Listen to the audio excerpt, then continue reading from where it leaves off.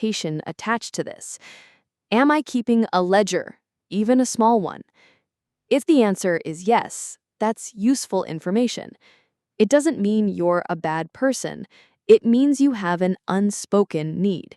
And the answer to an unspoken need is not more unspoken giving.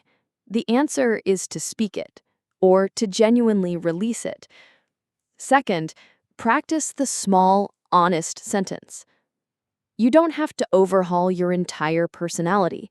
You don't have to become some caricature of boldness. You just need to practice saying one true thing earlier than feels comfortable. I find you attractive. I'd like to get to know you better. I want to be straightforward with you. I'm interested. These sentences are small. They're non-threatening, but they are truthful. And that truth, delivered without desperation, is the beginning of a completely different dynamic. Third, make peace with the no. This is probably the hardest one, because the reason the indirectness began in the first place was to avoid the no. But I want you to consider, what is a no, really? A no is information. A no is someone treating you like an adult who can handle reality. A no clears the field so something else can grow. A no from someone who is wrong for you is one of the kindest gifts you will ever receive, even when it doesn't feel that way. The men who can receive a no gracefully, who can say, I appreciate your honesty, I respect that, and mean it, those men are rare. And they are the men who eventually find exactly what they're looking for because they're not wasting years in the lobby. I want to speak directly to the men who are listening to this and feeling something uncomfortable, maybe a little exposed, maybe a little defensive, maybe a little quiet in a way that tells you something is landing. I am not here to shame you. I am not here to add to the pile of things you're already quietly criticizing yourself for. I'm here because this pattern, the hidden contract, the indirect desire, the friendship mask, the quiet resentment, this pattern causes real suffering for the men inside it and for the women orbiting it. You deserve to want things openly. You deserve to say what you feel and let the other person respond. You deserve the clarity of a real answer, even if it's not the one you hoped for. Indirectness is not humility. It is not selflessness. It is not emotional maturity. It is fear dressed in generous clothing. And you are not someone who needs to be afraid. You are not too much. Your desire is not a burden. Stating what you want is not aggression. It is honesty. And honesty is the only real currency that builds anything worth having. The world doesn't need more men performing niceness. The world needs more men willing to be real. Now I want to give you language, because if indirect men are going to change, they need more than a warning. They need new words. And I want to be very clear. These phrases are not designed to make a woman do anything. They are not designed to sneak past her boundaries. They are not designed to create false emotional dependency. They are designed to bring clean tension into the open. That is all. Here is the first one. I enjoy this connection, but I do not want to hide behind friendship if I am feeling something more. That sentence breaks the hidden contract before it grows teeth. It is honest, but it is not demanding. Here's another. I am attracted to you.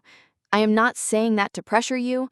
I am saying it because I respect both of us enough to be clear. That is direct emotional communication. It lets desire stand upright without turning it into a cage. Here's a question that creates emotional attraction. When you feel chemistry with someone, do you usually move toward it, test it, or wait to see if it stays? That question is powerful because it invites her to talk about her pattern. It opens the hidden door without forcing her through it. Another question. What makes a man feel safe and dangerous in the right way?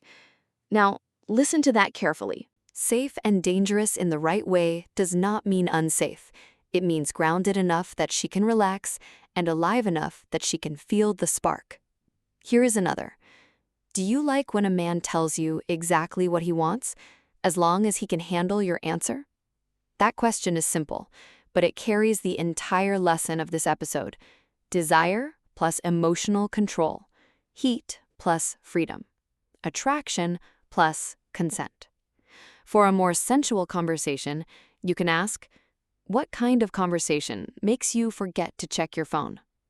Or, what makes you feel pulled closer to a man before he ever touches you? Those questions let her talk about attraction without making the conversation crude. They create a warm room. They do not lock the door. And here is a phrase for the man leaving the nice guy mask behind. I do not want to be chosen because I waited quietly in the background. I want to be chosen because I was real with you.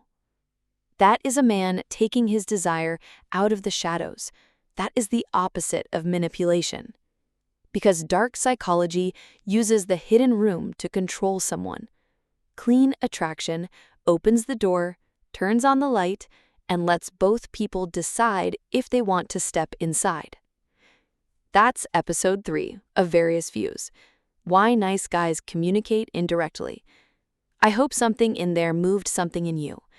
Whether it confirmed what you already suspected about yourself or cracked open a question you haven't asked before. Either way, that's what this show is for. If this episode gave you something, hit that thumbs up. It genuinely matters. It tells the platform this kind of conversation has a place here. Subscribe if you're not already in the family.